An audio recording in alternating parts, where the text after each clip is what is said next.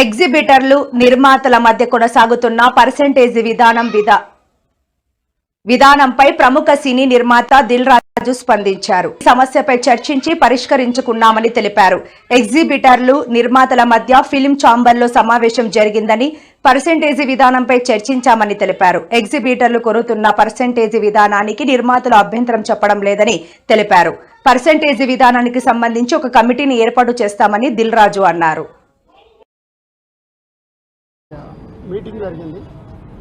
So ఈ percentage విధానం గురించి ఎగ్జిబిటర్స్ తీసుకున్న నిర్ణయానికి ఈరోజు ముందుగా ప్రొడ్యూసర్స్ అందరూ పర్సంటేజ్ చేయడానికి సానుకూలంగా ముందు స్పందించారు.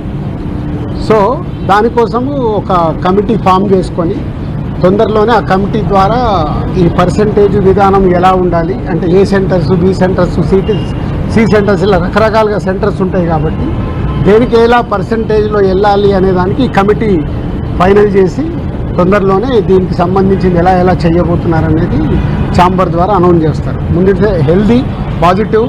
సో రెండు ఎగ్జిబిటర్స్ నుంచి కానీ ఇటు ప్రొడ్యూసర్స్ నుంచి కానీ అన్ని సమస్యలు మాట్లాడేసుకొని ఛాంబర్లో సాల్వ్ చేసుకున్నాము. దాంట్లో డిస్ట్రిబ్యూటర్స్ కూడా సినిమాని రేపు డిస్ట్రిబ్యూట్ చేసే వాళ్ళు ఉంటారు కాబట్టి 3 సెక్టార్స్ సానుకూలంగా పాజిటివ్గా వచ్చి కమిటీ ఫైనల్ చేసుకున్నాం.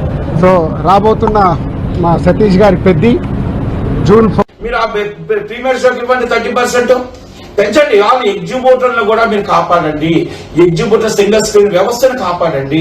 నిర్మాతల వ్యవస్థను కాపాడండి. మీకు పెద్ద సినిమాకి 100% జీవోలు వస్తున్నప్పుడు రేట్లు పెంచక తప్పదు.